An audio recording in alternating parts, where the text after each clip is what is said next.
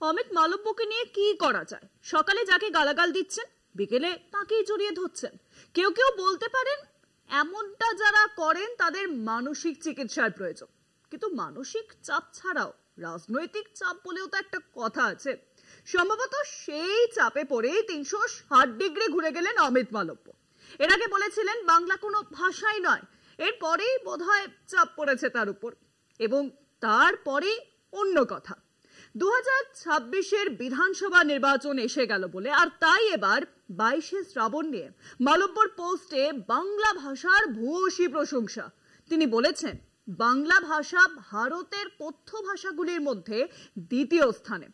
চাপে পড়ে শুক্রবারের পোস্টে কি ড্যামেজ কন্ট্রোলের চেষ্টা করছেন মালব্য? আজ দুটো ভালো কথা বলেছেন বলে কয়েকদিন আগের অপমান বাঙালিরা কিন্তু ভুলে যাবে না, মনে করেন তিনি। ঘটনায় সরব হয়েছে তৃণমূল কংগ্রেস।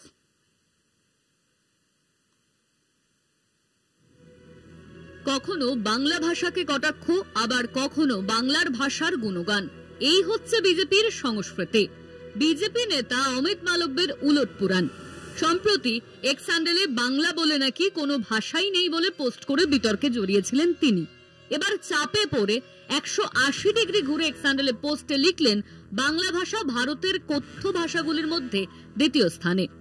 22শে শ্রাবণ রবি ঠাকুরের প্রয়াণ দিবসে ছবি দিয়ে লিখলেন বিশ্বের প্রথম 10টি ভাষার মধ্যে স্থান রয়েছে বাংলার।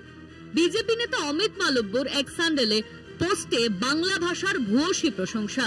কদিন আগেই মালব্যের মন্তব্যে অস্বস্তিতে পড়েছিল বঙ্গ বিজেপি। দলের ভৎসনার মুখে পড়েন অমিত মালব্য।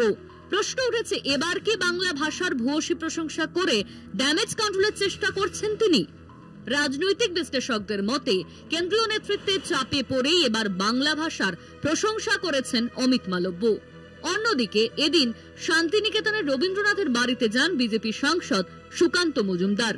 দলের বাইরে ও ভিতরের চাপ বাড়ায় এবার নিজেদের বাংলা বিরোধী ইমেজ বদলাতে মরিয়া গেরুয়া শিবির। অমিত মালব্য কবিগুরু রবীন্দ্রনাথ ঠাকুরের মৃত্যু দিবসে একটি পোস্ট করেছেন।